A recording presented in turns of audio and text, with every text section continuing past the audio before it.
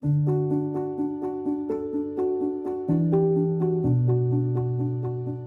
United Nations was established after World War II with a promise to save succeeding generations from the scourge of war.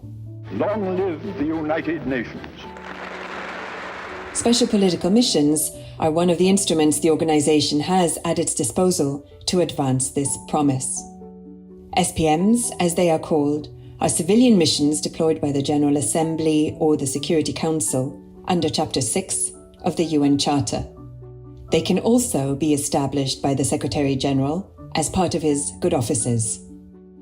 It all started 75 years ago on the 14th of May, 1948, when the General Assembly decided to deploy a UN mediator in Palestine. 1 week later, Volker Bernadotte was appointed to this role. This was the start of what would later be known as special political missions. Since then, numerous such missions have been deployed to different parts of the world with a range of different mandates. In the 1950s and 1960s, special political missions supported the process of decolonization and the birth of independent states in Africa, Asia, and the Middle East. And after the end of the Cold War, SPMs worked with countries in Latin America to help negotiate an end to civil wars and manage political transitions.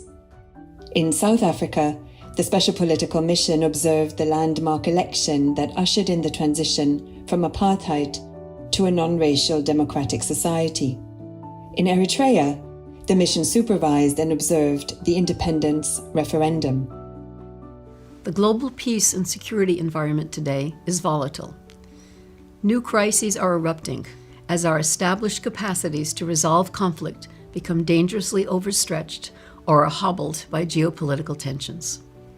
In the face of these challenges, including the long-term effects of the pandemic and the climate crisis, a multilateral system based on cooperation for sustainable peace and development and respect for international law remains indispensable. Over the past decades, the breadth of the work carried out by SPMs has expanded as member states continue to turn to these missions to address challenges to international peace and security. New trends have made the work of special political missions harder, but also more critical. Over 40 SPMs are deployed today, including in some of the world's most challenging peace and security environments. They vary in size and number of tasks. They carry out a spectrum of critical mandates, from preventive diplomacy and peacemaking to supporting the implementation of peace agreements and sustaining peace. They assist member states in promoting human rights and in strengthening the full, equal, and meaningful participation of women in political and peace processes. They also support the inclusion of other actors in dialogue, notably youth, as well as marginalized constituencies. In today's environment, regional partnerships are essential in peace and security. In West Africa and the Sahel, Central Africa, the Great Lakes region, the Horn of Africa, and Central Asia, SPMs work with regional and sub-regional organizations and other partners to diffuse tensions, address emerging crises, and tackle cross-border threats to peace and security. SPMs must change and have had to change as conflicts have evolved.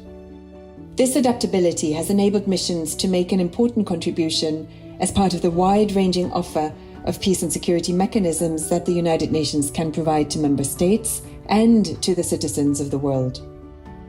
Special political missions embody our collective aspiration to engage in diplomacy for peace and to work towards a more peaceful, just, equitable, and safer world.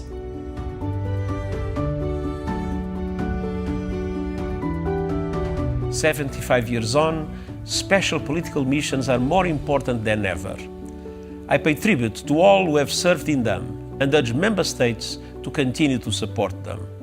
Together we can and must forge peace."